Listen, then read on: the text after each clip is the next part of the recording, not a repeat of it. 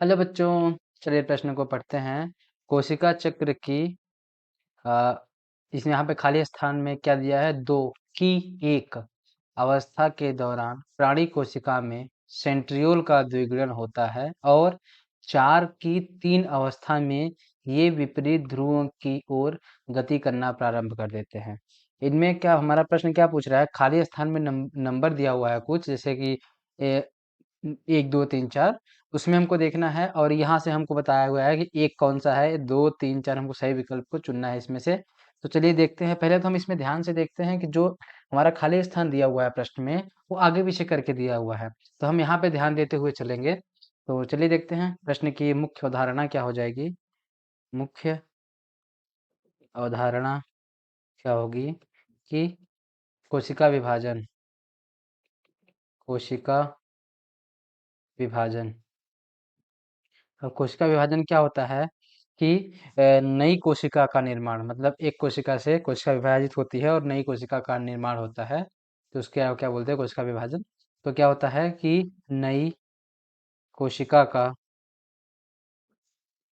निर्माण क्या होता है?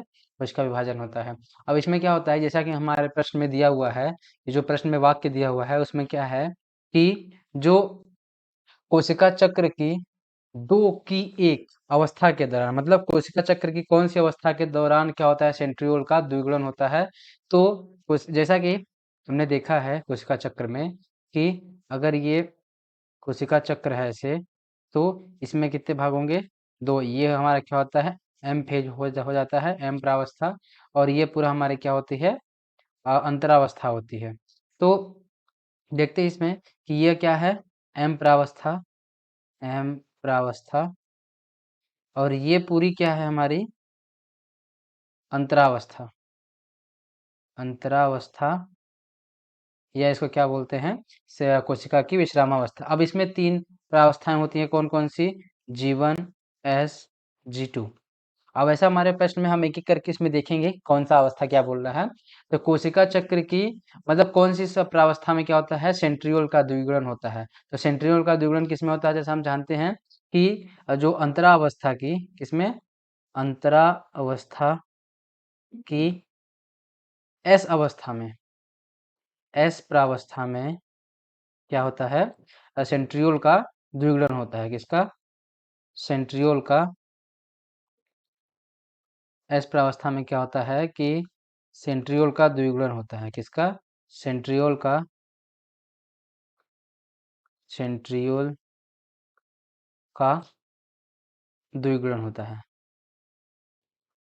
अब हम प्रश्न की अगली लाइन देखते हैं, क्या है कि और चार की तीन अवस्था में ये विपरीत ध्रुवों की ओर गति करने लगते हैं। अब हम देखेंगे अपने विकल्प में क्या क्या बचा है। समसूत्रण है, ठीक। तो समसूत्रण हमारे सब में क्या है? एक उभयनिष्ठ है, मतलब कॉमन है।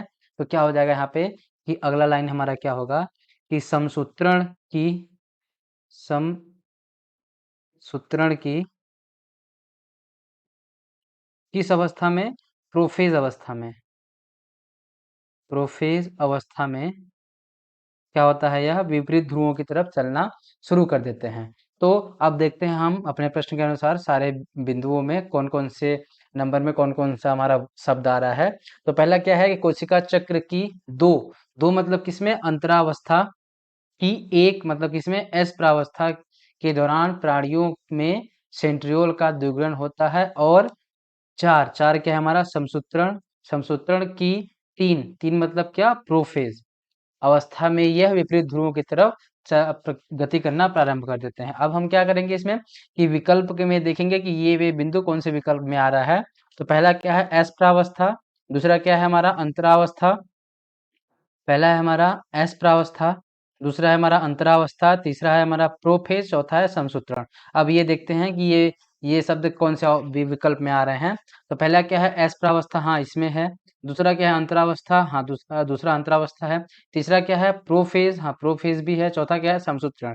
लेकिन हम देखेंगे आगे भी ये हमारा विकल्प क्या होता है यहाँ पे सही, लेकिन हम आगे भी देखते हैं। तो क्या है? पहला एस प्रावस्था है, सही है। दूसरा क्या है? अंतरावस्था। तीसरा एनाफेज, एनाफेज की वजह से ये विकल्प गलत हो जाता है। ऐसे चौथा में अगर हम देखें तो इसमें क्या है? पहला प्रोफेज, दूसरा समसूत्रण विभाजन, तो ये तीसरा इसमें गलत हो जाता है। और चौथा क्या है, प्रोफेज समसूत्रण, ये चौथा भी क्या है हमारा गलत विकल्प हो जाता है। तो दिए गए प्रश्न का उत्तर क्या है, विकल्प 1। आशा करते हैं आपको दिए गए प्रश्न का उत्तर समझ आया होगा। धन्यवाद।